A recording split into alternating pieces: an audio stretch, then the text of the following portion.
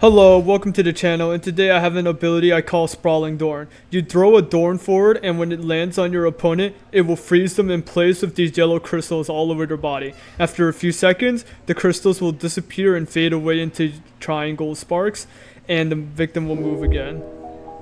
I'm trying a different style of this video, I hope you like it. Now let's get into it. I have 3 objects here that I created for this move. For the actual projectile, it's 4 corner wedges with different colors and gradients and sizes. It's not too special, it gets the job done. I don't have the raw recording for the shard, but I remember how I got it. It's this free model right here when I searched in shard in the toolbox, and then I recolored and reshaped it. For the particles, I got a particle emitter and just adjusted settings until I saw something that looked just right. For particles, I don't really have like a guide or tutorial. You kind of just experiment with them and you eventually get your own style that you use.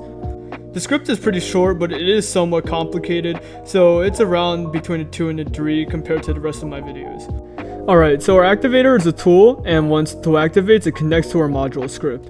Inside of our module script, we'll be running the function Sprawling Thorn, and we start with creating the variables, and quickly get into our first loop for our hitbox. So the first portion of the hitbox is just a straight line of repeating hitboxes to mimic a projectile going along a path. First, I save the character's root part as the starting position, then use loop variable I to incrementally increase the offset of each subsequent hitbox by the length of each hitbox. I created the variable distance to change how far I want the projectile to fly, and the script adjusts accordingly, which is why I don't have a constant number for the increasing offset in my script.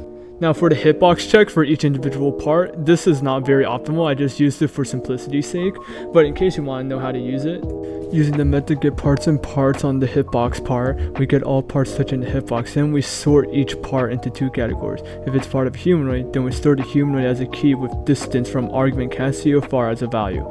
If not, we assign the part a numerical key, which works like a standard table. Assigning the same key again will just overwrite that key, so you don't have to worry about duplication.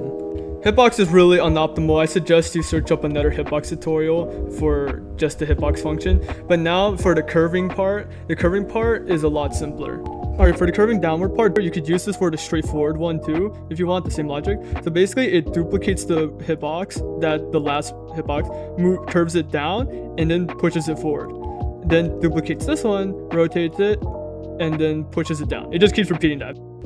We don't want the hitbox to extend after it has collided something. We want the hitboxes to stop. So bool variable target hit is the switch. That'll turn off the script. If the script hits something, it will attempt to find a humanoid with the shortest distance value. Then lets the caster move after the hitbox loops are over. And if a victim is found, then anchors the victim's limbs and runs the victim function. Now it's time for the visual part when the humanoid gets hit.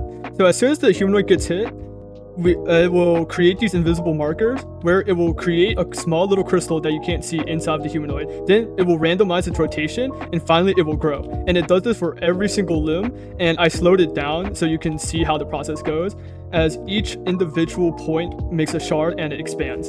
And this is not the exact pattern I used in the video or in the showcase, but it's pretty similar. And now for the final bit of the script, we unanchor the victim, and if the projectile missed, it will stay stuck to whatever it's stuck to for 6 seconds before destroying itself. Thank you for watching. I'm trying a new style with lots of editing and less yapping. I'm trying to harvest more views, so I'm upping the quality of each of my videos from now on. Alright, thank you for watching. Goodbye, and I'll catch you later.